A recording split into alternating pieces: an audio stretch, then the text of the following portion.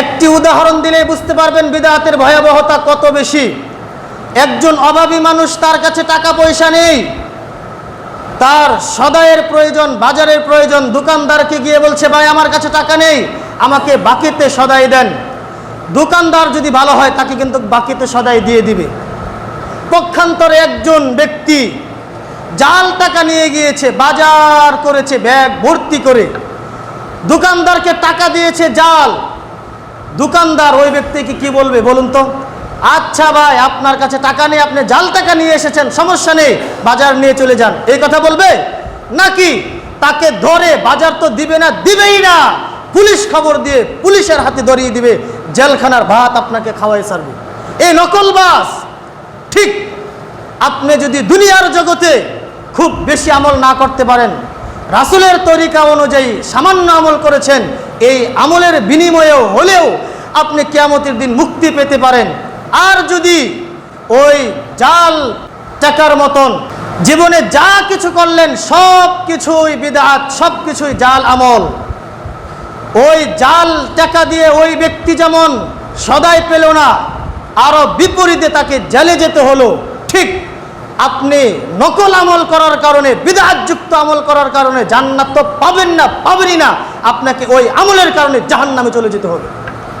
সম্মানিত উপস্থিতি, এই জন্যই সালাফদের উক্তি রয়েছে, যে জীবনে কোনো সুন্নতি আমল করেনি, যার জীবনে একটাও সুন্নত নেই, সে যদি রাসূলের তরিকা অনুযায়ী শুধুমাত্র ফরজ ইবাদতগুলো করে, ওই ব্যক্তি বিদআতকারীর চাইতে শ্রেষ্ঠ, ভালো। যার জীবনে অনেক নফল সুন্নতের আমলের শেষ নাই, কিন্তু সবই বিদআত, ওই ব্যক্তির চাইতে ওই ব্যক্তি ভালো। কেন এই কথা বলেছেন? একটি উদাহরণ দিলেই বুঝবেন। আপনি পায়ে হেঁটে ঢাকায় যাচ্ছেন, আপনার রাস্তা ঠিক আছে, আপনার সময় লাগবে 1 দিন 2 দিন 5 দিন 1 সপ্তাহ 15 দিন 1 মাস লাগতে পারে, কিন্তু আপনার দিক ঠিক আছে, আপনি একটা সময় ঢাকার পথে হাঁটার কারণে ঢাকায় ঠিকই পৌঁছে যাবেন। এর বিপরীতে আরেকজন মানুষ ঢাকায় যাবে, কিন্তু সে রাস্তা ধরেছে চট্টগ্রামের, সে গাড়িতে উঠেছে চট্টগ্রামের। বলুন তো, গাড়ি যত দ্রুত যাবে সে ঢাকার কাছাকাছি হবে নাকি ঢাকা থেকে তত বেশি দূরে চলে যাবে? ঠিক যেই ব্যক্তি বিদআতি অনেক আমল করবে, সে জান্নাত থেকে তত বেশি দূরে সরে যাবে, জান্নাত থেকে তত বেশি দূরে চলে যাবে, সে জান্নাতের কাছাকাছি যেতে পারবে না। আর যে ব্যক্তি পায়ে হেঁটে ঢাকায় যাচ্ছে, তার রাস্তা ঠিক আছে, দিক ঠিক আছে, ধীর গতিতে হলেও একটা সময় সে ঢাকায় পৌঁছে যাবে, সে জান্নাতে চলে যাবে। সম্মানিত উপস্থিতি, বিদআতের 1 নাম্বার ভয়াবহতা হচ্ছে বিদআতকারীর আমল কবুল হয় না। সে যত বড়ই পরহেজগার হোক, সে যত বড় ইবাদত করুক না কেন, বিদআতকারীর আমল কবুল হয় না। দলিল বুখারী শরীফ এই গ্রন্থের 2697 নাম্বার হাদিস খুলে দেখবেন। এই জায়গায় আল্লাহর নবী বলেছেন, মান আহদাসা ফি আমরিনা হাযা মা লাইসা ফিহি ফাহুয়া রাদ্দুন।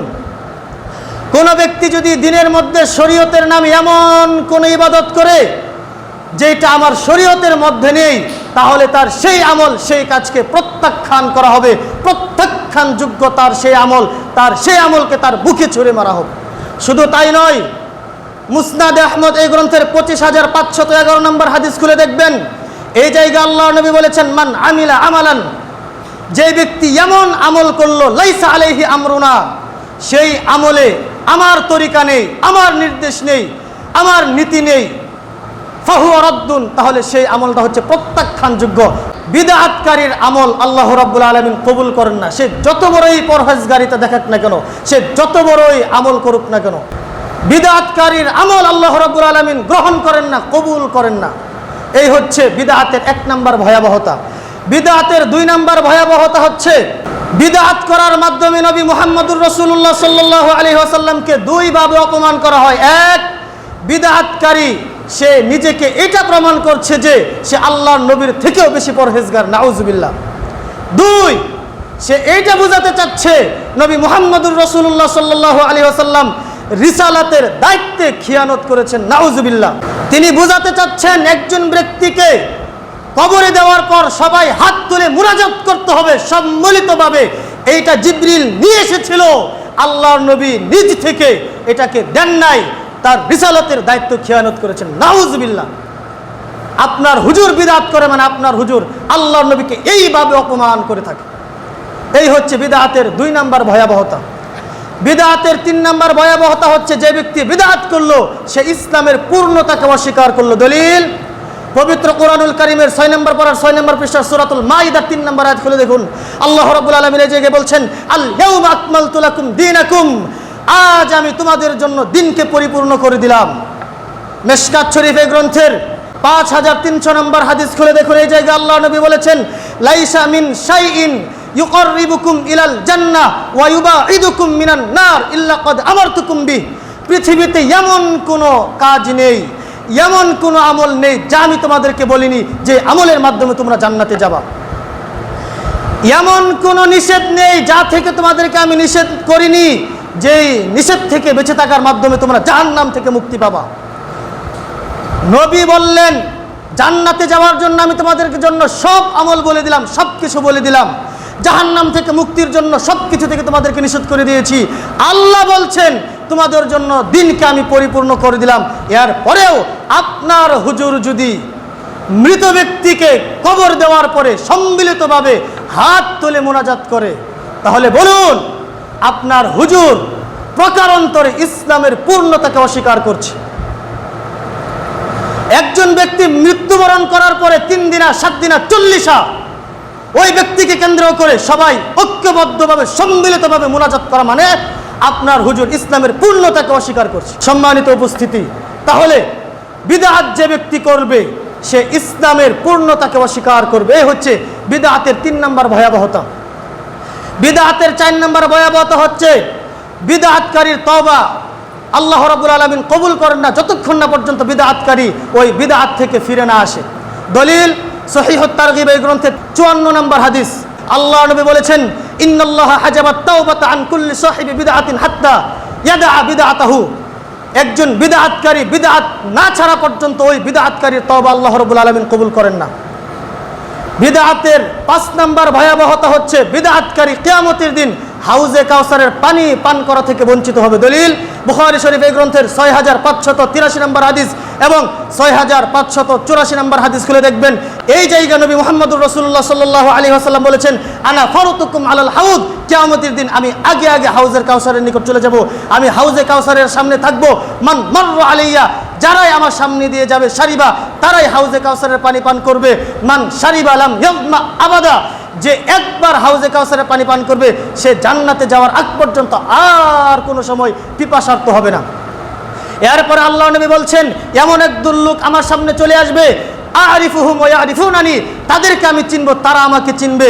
আমি তাদেরকে হাউজে কাউসারের পানি পান করাতে যাব। ইতিমধ্যেই সুম্মা ইউহালু বাইনি ওয়া বাইনাহুম, আমার মাঝে এবং তাদের মাঝে পর্দা দিয়ে দেওয়া হবে, আড়াল করে দেওয়া হবে। আমি রব্বুল আলামিনকে বলবো, আল্লাহ এরা তো আমার উম্মত। তখনই আল্লাহ রব্বুল আলামিন জবাবে বলবেন, ইন্নাকা লা তাদরি মা আহদাসু বা'দাক, নবী আপনি জানেন না আপনার মৃত্যুর পরে এই সমস্ত হুজুরের দলেরা, এই সমস্ত ব্যক্তিরাই শরীয়তের নামে ইসলামের মধ্যে নতুন নতুন ইবাদত চালু করেছিল, নতুন নতুন বিদআত চালু করেছিল। এই কথা যখনই আল্লাহর পক্ষ থেকে নবী মুহাম্মদ সাল্লাল্লাহু আলাইহি সাল্লামকে জানিয়ে দেওয়া হবে, আল্লাহর নবী সাথে সাথে বলে দিবেন, সুহবান সুহবান লিমান গায়্যারা বাদি, তোমরা আমার উম্মত হলে কি হবে, আমার পরে তোমরা আমার শরীয়তের মধ্যে বিকৃতি ঘটিয়েছিলে, যাও আজকে তোমাদের জন্য হাউজে কাউসারের পানি নেই, দূর হয়ে যাও, এখান থেকে দূর হয়ে যাও। সুহবান সুহবান লিমান গায়্যারা বাদি, দূর হয়ে যাও। সম্মানিত উপস্থিতি, বিদআতের 6 নম্বর ভয়াবহতা হচ্ছে যে বিদআত করে এবং যে ব্যক্তি বিদআতকারীকে আশ্রয় দেয়, উভয়ের উপর আল্লাহর অভিশাপ, ফেরেশতাদের অভিশাপ, সমস্ত মানুষের অভিশাপ। দলিল বুখারী শরীফ গ্রন্থের 3172 নম্বর হাদিস খুলে দেখবেন। এই জায়গায় আল্লাহ নবী বলেছেন, মান আহদাসা ফিহা হাদাসান আও আওয়া ফিহা মুহদিসান, যে ব্যক্তি বিদআত করে এবং যে ব্যক্তি বিদআতকারীকে আশ্রয় দেয়, উভয়ের উপর ফালানাতুল্লাহি আলাল মালাইকাতি ওয়ান নাসি আজমাইন, আল্লাহর অভিশাপ, ফেরেশতাদের অভিশাপ, সমস্ত মানুষের অভিশাপ। যতক্ষণ পর্যন্ত বিদআতকারী ওই বিদআত থেকে ফিরে না আসে ততক্ষণ পর্যন্ত এই অভিশাপ চলতেই থাকে। এই হচ্ছে বিদআতের 6 নম্বর ভয়াবহতা। বিদআতের 7 নম্বর ভয়াবহতা হচ্ছে যখনই একটা বিদআত ঢুকে যাবে সেখান থেকে আল্লাহ রাব্বুল আলামিন একটা সুন্নতকে উঠিয়ে নিয়ে যাবেন, কিয়ামত পর্যন্ত সেই জায়গায় ওই সুন্নত আর ফিরে দিবেন না। দলিল ইমাম দারিমি রাহিমাহুল্লাহ সুনানে দারিমির মধ্যে এই হাদিসটা নিয়ে এসেছেন। সুনানে দারিমি এই গ্রন্থের 98 নম্বর হাদিস, মাবতাদা কওমুন বিদআতান ফি দীনিহিম ইল্লা নাযা আল্লাহু মিন সুন্নাতিহিম, যেই জাতি তাদের দিনের মধ্যে একটা বিদআত চালু করবে, সেখান থেকে আল্লাহ রাব্বুল আলামিন একটা সুন্নতকে উঠিয়ে নেবেন। ওয়ালা ইউইদুহা ইলা ইয়াউমিল কিয়ামা, কিয়ামত পর্যন্ত ওই সুন্নত তাদের মাঝে আর ফিরিয়ে দিবেন না। এই হচ্ছে বিদআতের 7 নম্বর ভয়াবহতা।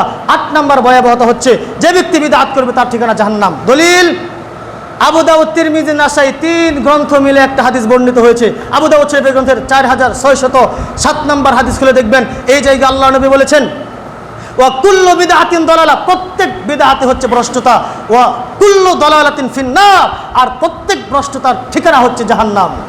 সম্মানিত উপস্থিতি, আপনার হুজুর আজকে গায়ের জোরে যতই বিদআত চালু করুক আর যতই মন থেকে বানিয়ে বলুক না কেন, আর আপনি সাথে সাথে স্লোগান দিচ্ছেন, আরে ভালো কাজ, এত সুন্দর কাজ, আপনাকে কে বলার অধিকার দিয়েছে এটা ভালো কাজ? আপনি বলার কে? আপনি কে? একজন মানুষ মৃত্যুবরণ করার পরে তাকে মাটি দেওয়ার পরে সম্মিলিতভাবে হাত তুলে মোনাজাত করা বিদআত। আমরা বিদআতকারীর সাথে কোনো সময় আপোষ করব না, বিদআতের সাথে কোনো আপোষ নেই। আহলুল হাদিস নাম, সুন্নতের পরিপূর্ণ অনুসারী হতে হবে। বিদআতকে লাথি মেরে একেবারে উৎখাত করে দিতে হবে, কোনো বিদআত চলবে না।